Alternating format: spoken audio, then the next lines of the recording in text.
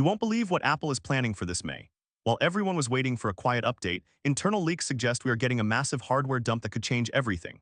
The biggest visual change? We are finally getting the thinnest iPad Pro in history with a screen that looks like it's floating. But the real shocker is the Mac Mini. Rumors are swirling that Apple might skip the M3 and M4 entirely for a redesigned M5 Mac Mini that's no bigger than a stack of coasters.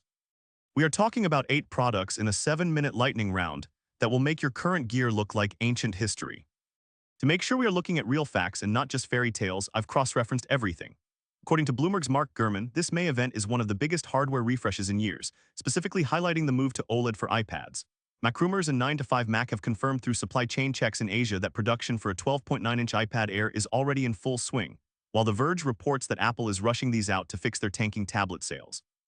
On the X side of things, top insider Ming-Chi Kuo at Ming-Chi says the new M4 and M5 chips are focused heavily on AI processing to compete with NVIDIA. Ross Young at Ross Young, the display expert, confirmed the tandem OLED technology which doubles the brightness compared to last year's models.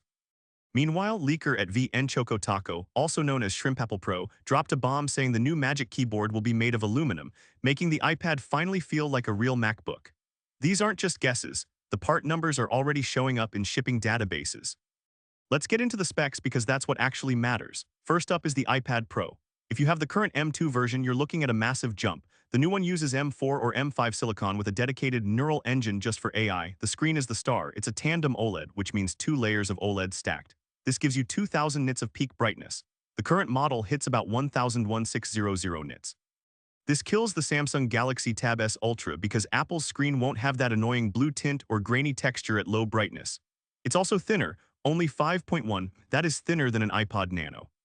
Then we have the iPad Air. For the first time ever, we are getting 2 sizes, a 10.9-inch and a massive 12.9-inch version. This is the product people actually want. Why pay $1,500 for a Pro just to get a big screen? The new 12.9-inch Air will use the M2 chip. Compared to the old Air, you're getting 30% faster GPU performance. It won't have the 120Hz ProMotion, but it will have the landscape camera. Finally, no more looking sideways on Zoom calls. This effectively ends the market for the standard iPad for anyone who does real work but is on a budget. Now let's talk about the Mac Mini. This is the secret leak that has everyone sweating.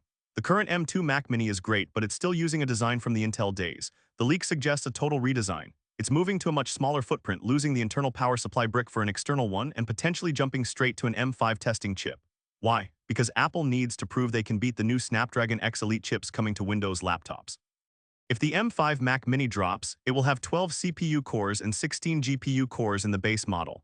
That destroys the current M2, which only has 8 cores.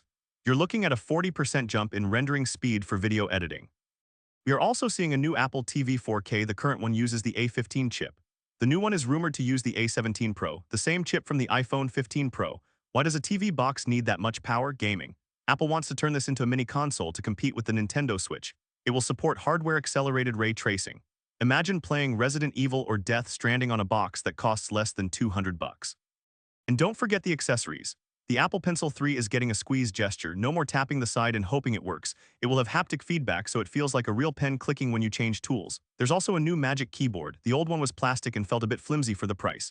The new one is premium aluminum. It makes the iPad look exactly like a MacBook Pro. It has a larger trackpad with haptic clicks. This is Apple's way of saying, yes, this can replace your laptop. If you're thinking about buying an iPad or a Mac Mini today, stop. Just wait.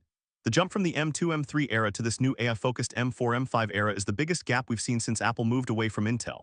You're getting double the storage for the same price in the base models and screens that finally don't bloom in the dark. Apple is about to reclaim the tech throne this May, and these 8 products are the reason why. Which one are you grabbing? The big screen Air or that tiny BS? T of a Mac Mini? Let me know in the comments because I think the Mac Mini might actually be the steal of the year.